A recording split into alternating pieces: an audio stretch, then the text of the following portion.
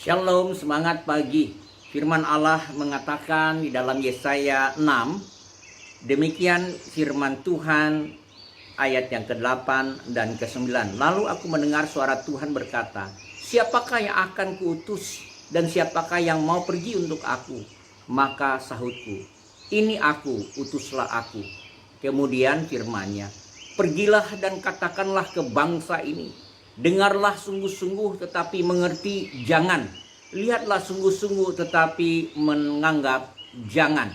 Nah, saudara yang saya kasihi di dalam nama Tuhan Yesus Kristus, sebagai seorang negarawan, tentu Yesaya punya kedudukan, punya ilmu yang pasti mumpuni sebagai seorang negarawan pada masa bangsa Israel. Di tengah-tengah bangsa Israel, waktu kerajaan itu ada. Nah, saudara, menarik kita melihat panggilan Yesaya. Ketika ia sudah dikuduskan oleh Tuhan, dia menyadari segala kelemahan, ia menyadari sesungguhnya ia bukan orang yang sempurna, dan Tuhan menguduskannya, mengkhususkannya. Lalu Tuhan bertanya kepada Yesaya, siapakah yang mau kuutus? Lalu Yesaya berkata, ini aku Tuhan, utuslah aku. Saudaraku, pada waktu Yesaya akan diutus, Tuhan belum menyatakan apa yang akan dikerjakannya. Namun sangat menarik kalau kita baca sampai pada akhirnya, bahwa Yesaya diberi satu hal yang sangat berat sesungguhnya. Kenapa saya katakan begitu berat? Coba bayangkan saudaraku, ketika Tuhan berkata, semua tidak mau mendengar apa yang engkau katakan, semua akan sulit menerima apa yang engkau katakan. Bagaimana itu bisa terjadi? Dan bahkan di bagian ayat yang lain dalam firman Tuhan, Yesaya pasal 6, dikatakan dia harus menjadi hamba Tuhan sampai lengang. Artinya mungkin 10 orang pun tidak ada yang percaya kepada Tuhan. Ini sesuatu hal kengerian yang dahsyat, saudaraku. Ketika saudara melayani Tuhan, dipanggil untuk melayani Tuhan, dan saudara harus mengabarkan kabar baik kepada banyak orang, supaya mereka bertobat, tetapi tidak ada satupun yang bertobat, tidak ada satupun yang dibaptis, tidak ada satupun orang yang percaya. Saudara sudah bersungguh-sungguh, saudara sudah berusaha secara maksimal, kok tidak berkembang, makin lama makin sedikit. Mungkin bukan karena pandemi yang terjadi, bukan karena banyak hal yang terjadi di negara, di dunia ini, tetapi sungguh-sungguh banyak orang tidak mau mendengar firman Tuhan lagi. Saudaraku yang saya kasihi, di saat-saat seperti itu, Yesaya harus ambil bagian dalam pelayanan. Tuhan sudah beritahu apa yang terjadi. Saudara bayangkan, kalau saudara sebagai seorang pengkhotbah tidak ada satupun yang mendengar saudara berkhotbah. Mungkin hanya 1-2 orang yang mendengar saja dari sekian ribu orang yang mendengar saudara berkhotbah. Dari sekian banyak tahun-tahun yang saudara lalui, saudara menyatakan kebenaran yang sebenar-benarnya, firman Allah yang sebenar-benarnya yang perlu disampaikan, tetapi tidak satupun orang yang bertobat. Betapa mengerikan pelayanan yang seperti itu. Tanggung jawab begitu berat.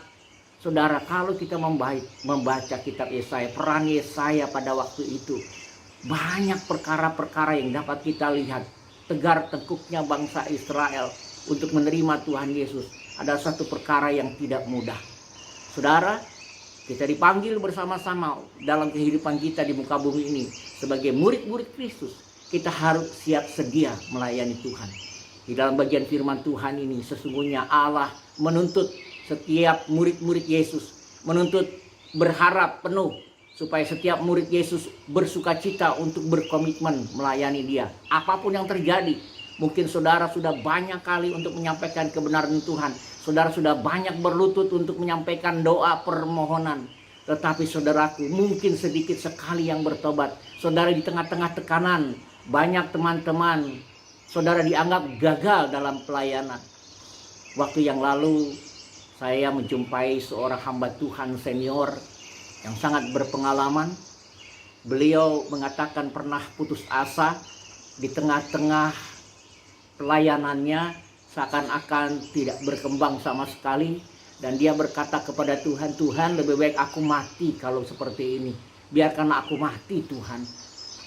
Karena begitu merasa tertekan, tidak ada hasil, bertahun-tahun melayani, bertahun-tahun mencoba menginjili, tetapi tidak satupun orang yang menerima Tuhan Yesus Kristus. Ia sangat berputus asa, tetapi Tuhan tidak membiarkan hambanya yang sungguh-sungguh berkomitmen melayani Tuhan. Tuhan senantiasa menyiapkan penghiburan, sama seperti Yesaya. Sekalipun dibawa dari 10 orang dari seluruh negeri itu, yang pada akhirnya mau mendengar firman Tuhan. Tetapi dari situlah akan timbul banyak jiwa datang kepada Tuhan. Dan dia berkata, saya bersyukur ada orang dari jauh datang dan memohon supaya dibuka pelayanan baru di tempatnya. Semangat baru timbul dan Tuhan memakai secara luar biasa dari tahun ke tahun, dari bulan ke bulan. Dan ketika masa pensiunnya ada, dia bisa menyaksikan pelayanan yang menghibur dia, yang meninggalkan keputusasaan dan punya semangat lagi. Gereja itu sudah semakin besar dan sungguh sangat bersyukur. Saudaraku yang saya kasihi, mungkin kita tidak bisa melihat hasil yang kita peroleh. Mungkin orang lain yang menuai semua apa yang saudara sudah tabur. Bahkan saudara tidak menikmati semua yang saudara sudah lakukan di awal-awal pertama. Saudaraku yang saya kasihi, bagian itulah menuntut kita, mendorong kita, menyemangati kita supaya tetap punya janji jiwa kepada Tuhan, punya komitmen di dalam Dia. Saudara, mungkin saudara berputus asa dengan segala upaya yang saudara sudah peroleh. Jangan takut. Kalau saudara sudah melakukan, suatu saat saudara akan melihat hasilnya. Apapun yang saudara kerjakan, apapun yang saudara usahakan, ketika saudara ambil bagian dalam pelayanan, apapun yang saudara lakukan itu, suatu saat pasti ada hasil. Sekalipun saudara harus menderita, kehilangan, bahkan ada keputusasaan di sana. Tapi Tuhan tidak membiarkan saudara berlarut dalam keadaan seperti itu. Saudara akan bangkit karena Tuhan menyertai saudara. Semangat pagi, Tuhan Yesus menyertai kita sekalian.